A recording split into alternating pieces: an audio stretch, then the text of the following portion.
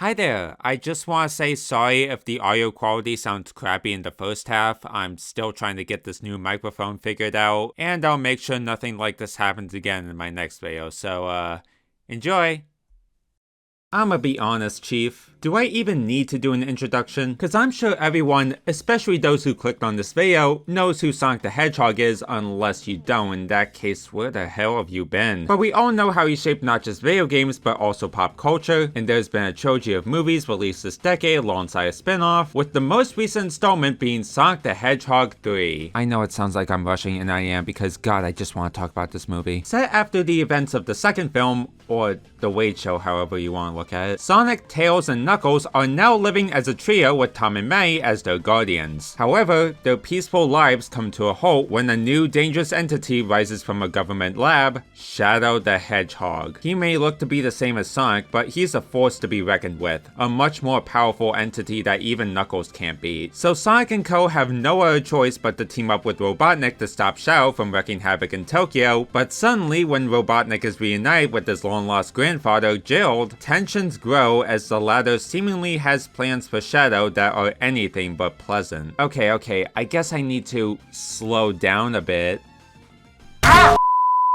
For me to talk about this movie, I should give my thoughts on the previous Sonic movies first for the sake of comparison. The initial one released in 2020 is pretty good. It's funny, full of energy, the characters are likable, Ben Schwartz surprisingly makes a great Sonic, though part of me can't stop seeing Dewey every time he speaks, and it is visually pleasant. My only complaints are that sometimes it drags a little and it does play by the typical cartoon character enters the real world tropes, which I usually don't have a problem with movies that play by standard tropes, but it makes this feel less like a Sonic movie and more like Alvin and the Chipmunks. Is that a right comparison? And it'd be amiss if I didn't bring up the blue human-teeth elephant in the room, Sonic's original design. Yes, it's hideous. Yes, I'm glad they changed it, but no, had the design stayed in, I don't think it would have changed my opinions on the movie much. It probably would have only knocked down 1 point. The second one really steps things up. Sure, the Wayne subplot is a bit pointless, but thanks to Tails and Knuckles' introductions, as well as some pretty sick fight scenes and more focus on the actual main characters, it accomplishes actually feeling like a Sonic movie more than the first one did. And again, I still really like the first movie, but 2 just does a better job at it. The Knuckles series, on the other hand, yeah, I'll be honest, it's pretty mid. Sure, it can be funny at times, and I do remember episodes 1 and 4 being pretty okay, but the rest of it is so forgettable and boring. Not to mention Knuckles is only in like less than half of it, as most of the show is focused on this Wade guy who wants to win a bowling tournament, and in the debate of which Wade is better, I'm gonna go for the one that doesn't have any likely connections to the IDF. So help me God, do not make me use Krav Maga in my own home! What is this Krav Maga? She used to be an instructor. Krav Maga, Israeli self-defense. Pretty hardcore stuff. I see.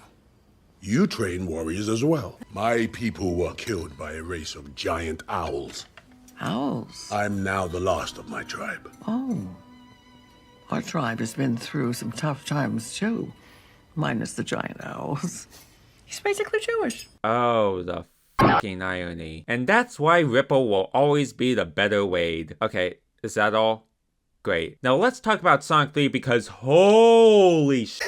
I'll start off by saying that this movie is intense. I mean, with this being an adaptation of Sonic Adventure 2, it was expected that there were gonna be those dark elements in it, mostly surrounding Shadow's backstory and Joe Robotnik, but man, things get dark pretty quick. Of course, this is still a movie aimed at families, but they took the riskiest route possible for the story, and I don't think it would have worked as well without it. Maybe being PG held some things back, but for what it is, it still gets very mature for a Sonic movie. Though thankfully, the elements of what made the first 2 lighthearted are intact. There is a theme in this movie about trusting others, and I think it works perfectly. Not only with Shadow's outview on humanity after you know what, but also with Sonic both having to work with Robotnik and letting his inner pain affect him. It eventually comes together near the end, and it's a pretty charming scene I wish lasted a little longer. The humor is well balanced with the tone and doesn't feel too jarring, even if some of the jokes didn't land for me. Most of the comedy stems from Robotnik as usual, and even his bond with Jill. world. There is a scene between them that does go on for a bit too long, but it was pretty entertaining and chuckle-worthy. Well, I guess speaking of human characters, I was surprised by not only how reduced the human screen time was, but when they are on screen, they actually serve a purpose in moving the plot forward. Not saying they've been entirely useless in the last two movies, but it feels like this time around they are used more effectively while also cutting down on their screen time. Tom and Maddie in particular. Their guardianship of Sonic and his friends is very adorable, but these two, mostly in the second movie, have tried to fit their way into a plot, but it doesn't necessarily work that much. I like how they have an important role in 3, but also at the same time paving the way to give the actual Sonic characters the spotlight. Yeah, no Team Sonic is literally the second best part of the entire flick, bringing in both the best chemistry including Sonic's wit and snark, Tails' nerdiness, and Knuckles' gullible headstrongness, and the best action scenes. My god, these action scenes are incredible. I don't know why, and it may or may not be intentional, but they remind me a lot of Dragon Ball. Didn't watch a lot of the show as a kid, but as someone who's just seen clips, I definitely get those vibes here. This, of course, leads me to what everyone has been waiting for me to gush about, Keanu Reeves as Shadow. Just 1000 out of 10 casting. He stole the show here. Honestly, I can't imagine anyone else taking the role. Keanu's deep voice and raw serious energy just matches Shadow perfectly, and it might just be the best performance of this character I've ever heard.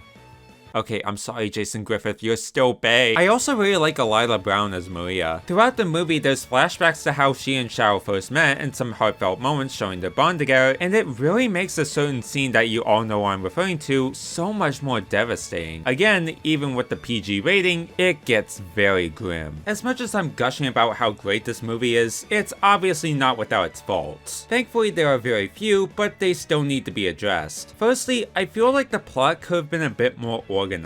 I mean, it's not completely all over the place, but something about the story just doesn't have much of the plot points click together. Though that could be because of my second issue, which is the biggest one actually, the pacing. Very similar issue I explained in my Murder Drones video, this just moves by too quickly. Except here, while it does have enough establishment of its story, there are so many scenes that could have been longer, but are sadly cut short. Not going into specifics, but there are moments that leave me like, oh my god, no, keep going, please, I need this to last a little longer. I mean, they could have made it to the 2-hour mark if they wanted to, just saying. I would go into spoilers, but if I did, there's no doubt we'd be here forever, which I think should say how much I had a fun time with this.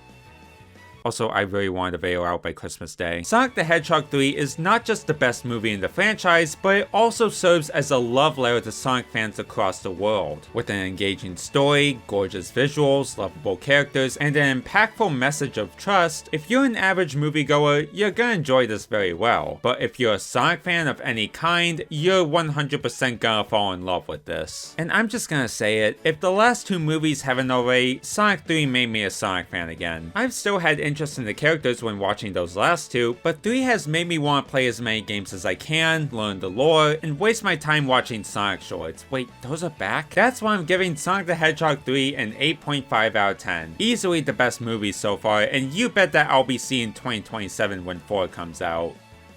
Hopefully. Until next time, I'm Miyachi. See you later, Tama friends.